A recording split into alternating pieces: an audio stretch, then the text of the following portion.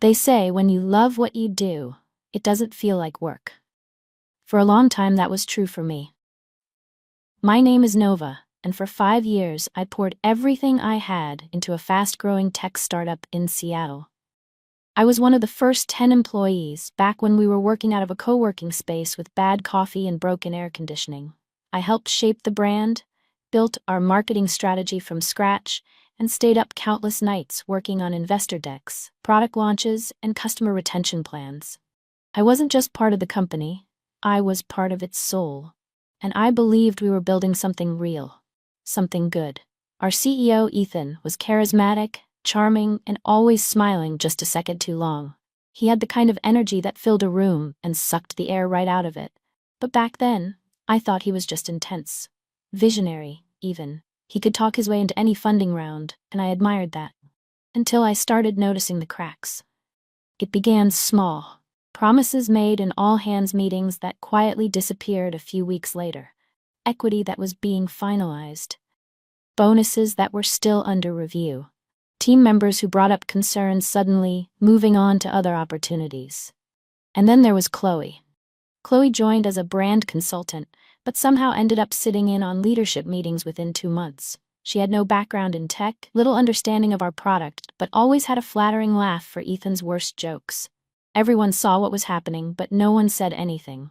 The unspoken rule was clear: stay in line, keep your job. Still, I held on. I worked harder. I told myself I could push through the politics and get back to the mission. After all, I was good at my job. Damn good. I had data, results, loyalty from my team. But loyalty meant nothing in that place. I started to feel it, slow and creeping, like a fog rolling in. Emails from leadership stopped including me. Decisions were made without my input.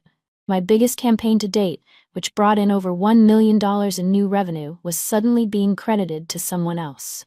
Chloe. One day, I walked past the glass conference room and saw Ethan presenting my exact pitch deck. My words, my slides, except my name was nowhere on it. I stood there, frozen, heart pounding in my chest. It was like watching someone steal your diary and read it on national television. That was the first time I felt the shift. The sense that no matter how hard I worked, how much I gave, I was disposable. But I wasn't ready to give up. Not yet. Not when I had built so much. Not when I had sacrificed so much. I told myself things would get better, that maybe I was being paranoid, too emotional, too invested. But deep down, something had already broken. A voice inside me whispered, "This place is not what it seems." And it never was. I didn't know it yet, but that whisper would soon become a scream. And the day Ethan called me into his office, everything would change. A week after that moment outside the glass conference room, I got the calendar invite. Creative alignment meeting, leadership only. My name wasn't on the guest list. It was the first time I wasn't invited to a strategic planning session, something I'd built my entire role around. I stared at the email, heart sinking.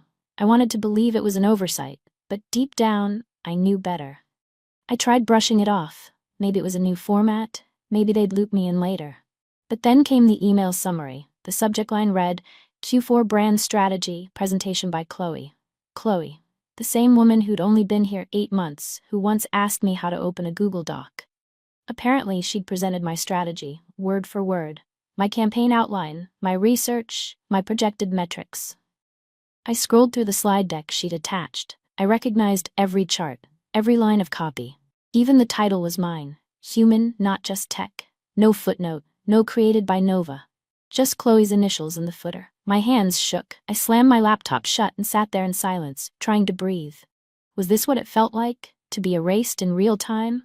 I walked straight to Ethan's office. I didn't schedule a meeting. I didn't knock. He looked up, smug as ever. Nova, everything okay? I placed the printed slide deck on his desk. You want to tell me what this is? He glanced at it like it was a menu. Looks like Q4 strategy. Impressive work from Chloe, right? I laughed, not because it was funny, but because it was unreal. That's my work, I said, voice tight. You know it, I've been building that campaign for 3 months. Ethan leaned back in his chair, steepling his fingers. Look, we all collaborate here. Ideas bounce around. No one really owns anything. I stared at him. You know that's not true. He shrugged. Nova, you're brilliant. But sometimes, brilliance doesn't always translate to alignment. Chloe? She understands how to play ball. She knows how to make leadership comfortable. There it was, the sentence that told me everything. I wasn't being excluded because I was failing. I was being excluded because I was too damn good and too hard to control. I left his office without another word, but inside, something cracked open. For days, I couldn't focus. I replayed every conversation I'd ever had with Chloe, every shared coffee break, every moment I thought we were a team. I taught her everything I knew.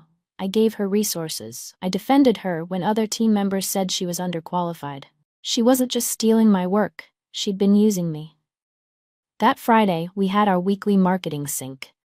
Chloe presented the campaign as if she'd birthed it herself.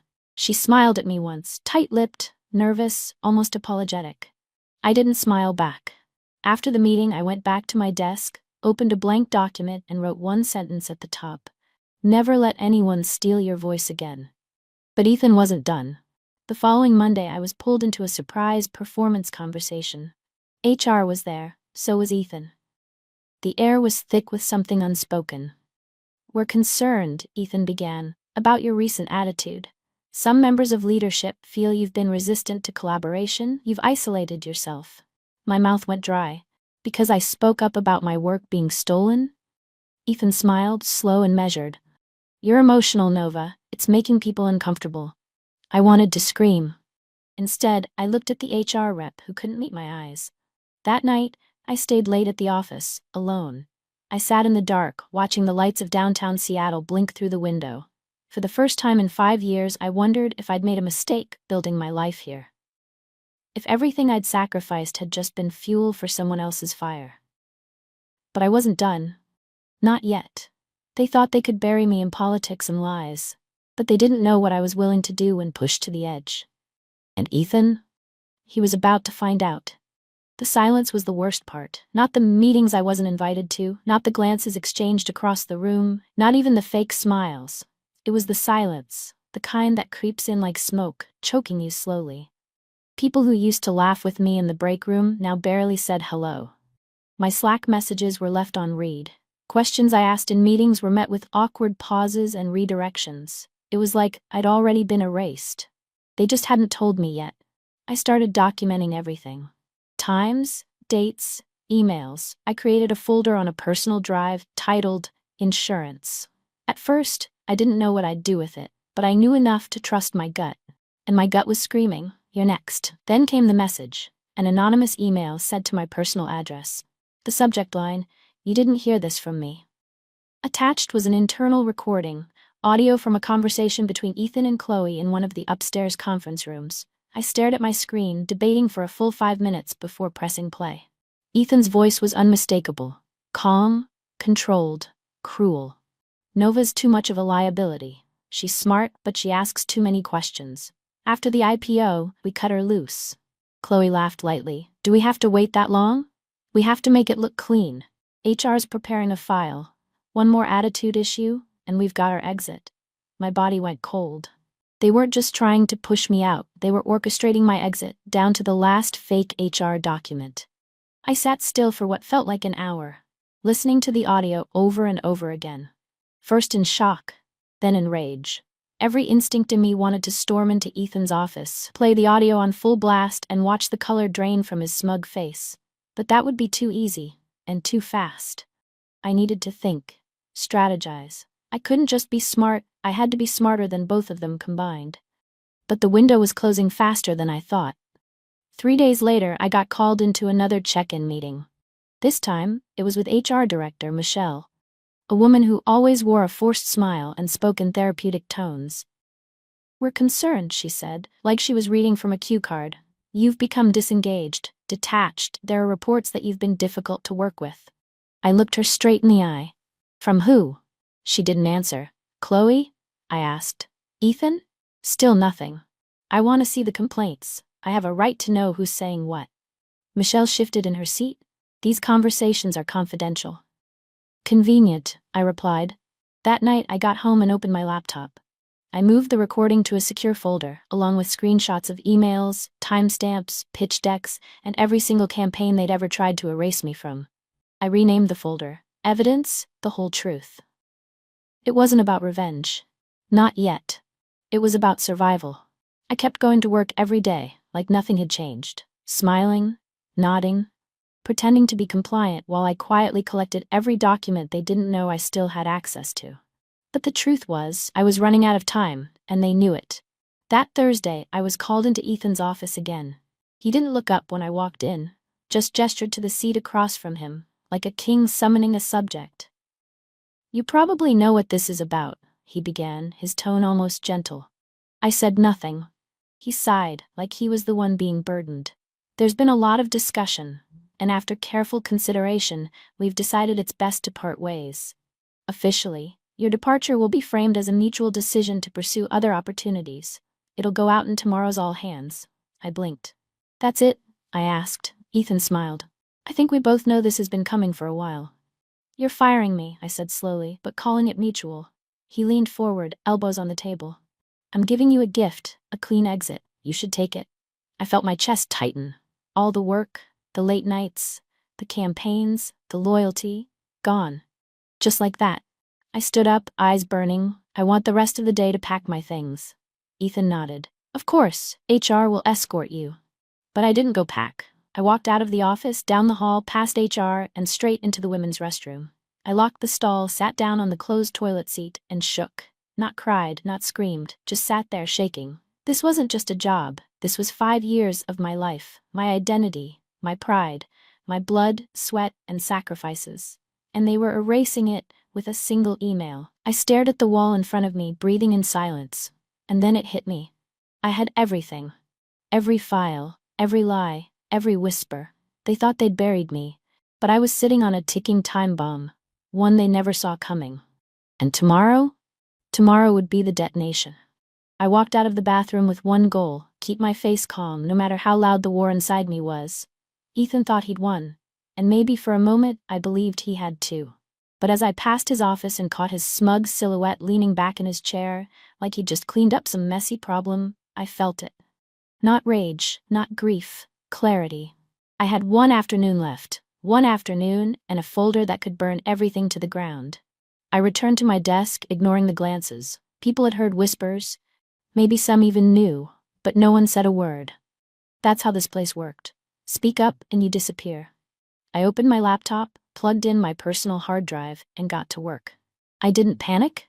I didn't rush. I simply sorted. I compiled every document I'd collected, emails showing manipulated campaign data, memos Ethan had doctored to mislead investors, pitch decks with signatures that weren't his. I included the full transcript of the recording, along with a secure download link to the original audio file. And then, I wrote the email. Subject line: for those who still care about the truth. No salutation. No goodbye. Just the facts. I was told today that I'm no longer a fit for this company.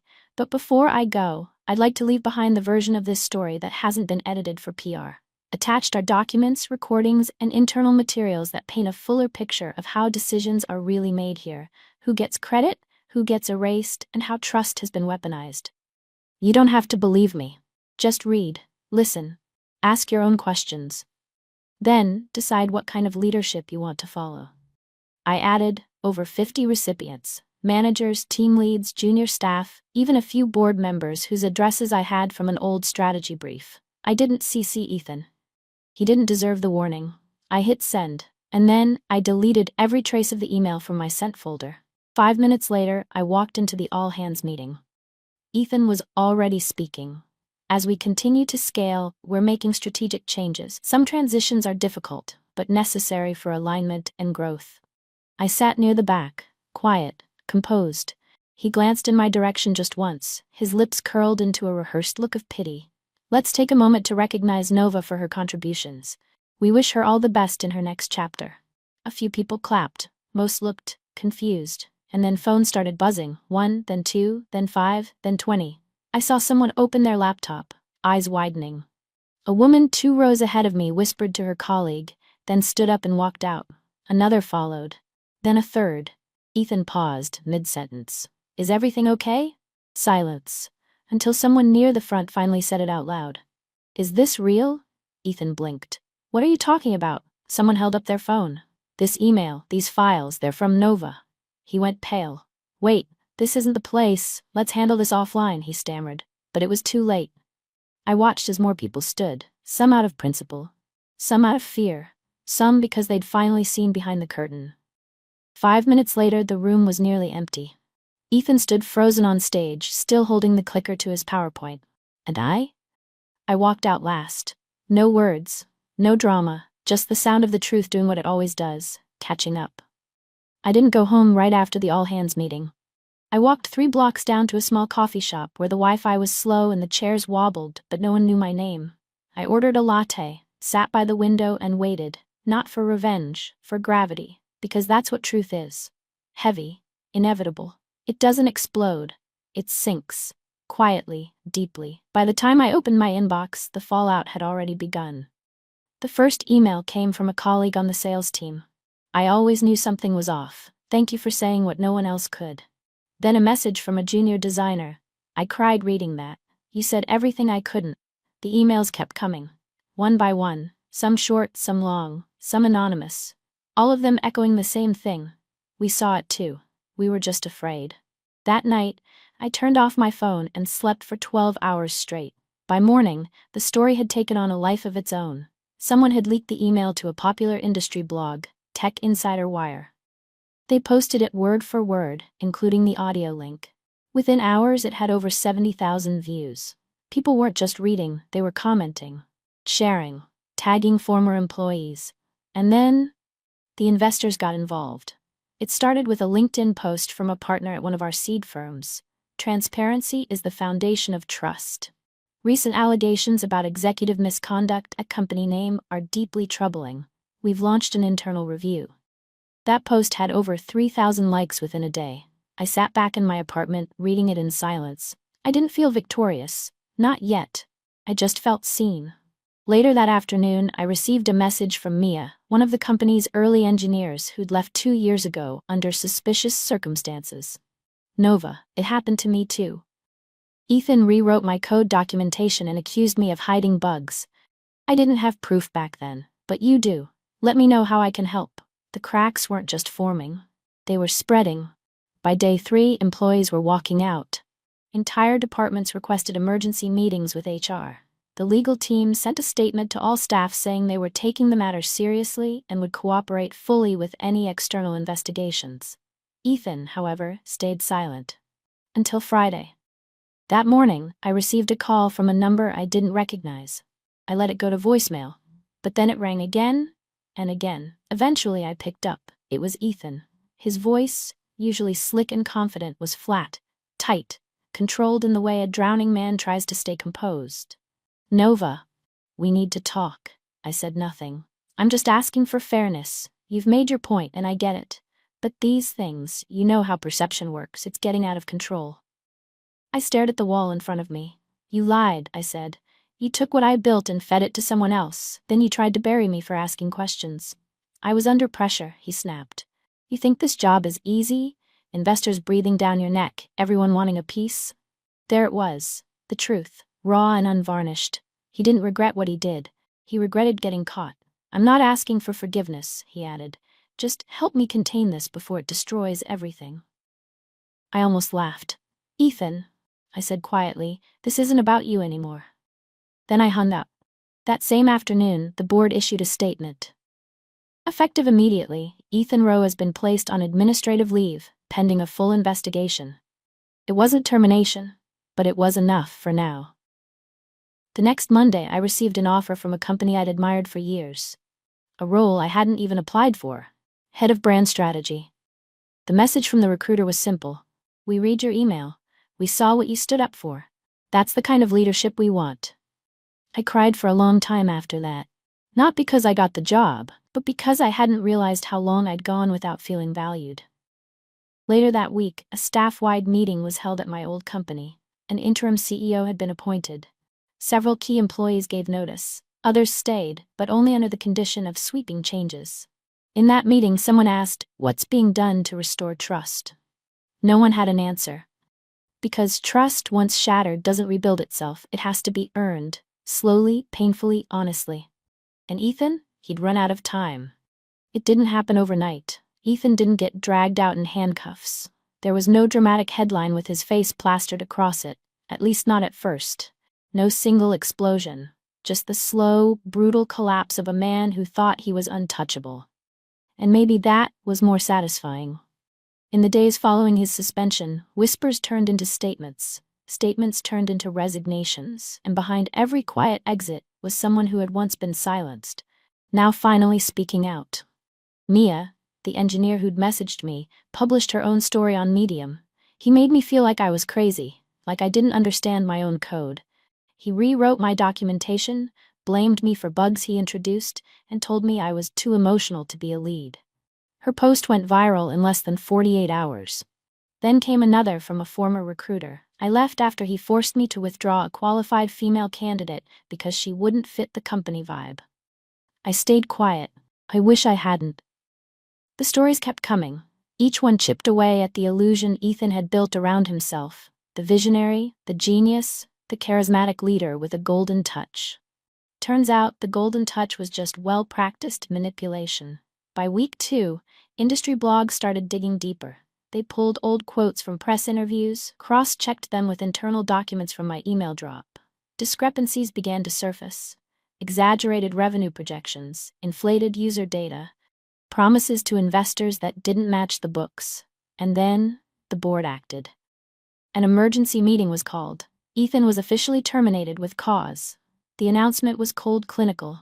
Mr. Rowe is no longer affiliated with the company. We thank him for his contributions and wish him well in his future endeavors. But what it really meant was, don't call us. We're distancing ourselves. The golden boy had become radioactive. He lost his LinkedIn verification first. Then his profile disappeared entirely. The tech podcast that used to invite him every quarter stopped saying his name. Former allies stopped replying to his emails. His scheduled keynote at a major industry conference, quietly canceled.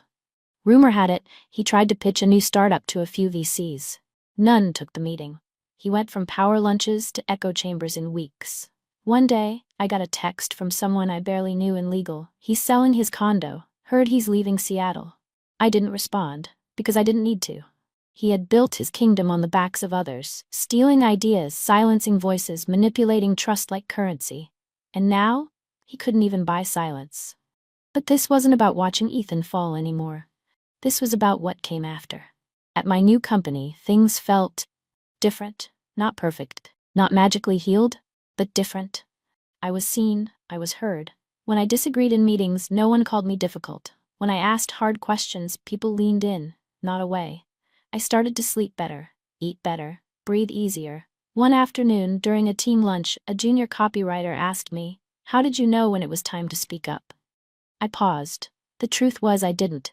I just knew that staying silent had started to feel like self-betrayal. So I told her, "You don't always know, but your body does. When you're constantly anxious, doubting your own worth, shrinking to make others comfortable, that's not just stress, that's your soul waving a red flag." She nodded. Wrote it down. And in that moment, I realized something. This was the real win. Not just the fall of a corrupt CEO, but the rise of a workplace where people like me didn't have to beg to be respected, where we didn't have to be destroyed to be heard. And Ethan, he'll never understand that kind of victory, because he never built anything real.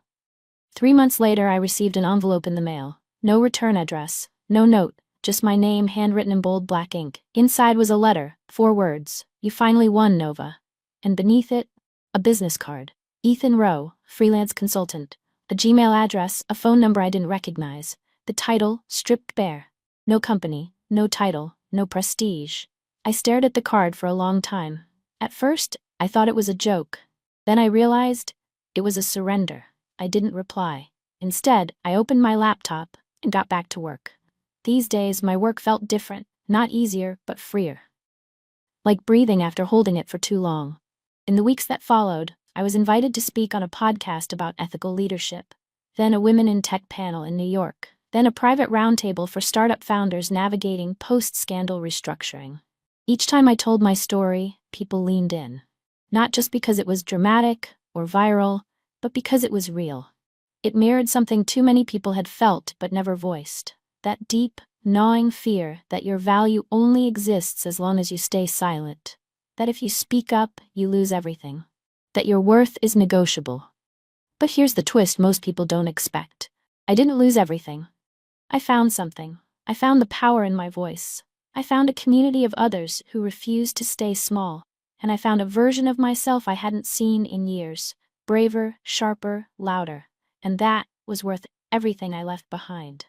One afternoon, after a speaking event, a woman in her 40s pulled me aside. Her hands were shaking. "I listened to your story 3 times, she said. "I've been working under a boss like Ethan for 6 years. I thought it was just me. I thought I was weak." She paused. "But now I've decided to leave. I'm starting my own design studio. I just needed to hear that someone like me could do it." I hugged her, because I knew exactly what it felt like to need that kind of proof. To need someone to go first. To need someone to survive the fire and walk out not just alive, but stronger. And that's the thing they never tell you about people like Ethan. They might win for a while. They might even build empires, but the moment someone lights a match of truth, their entire kingdom burns. And from those ashes, something better always rises. So if you're sitting in silence, doubting your voice, wondering if it's worth the risk, let me say this clearly. It is. Even if your voice shakes, even if no one claps, even if they try to erase you, speak anyway. Because somewhere, someone's future is waiting for your courage to echo.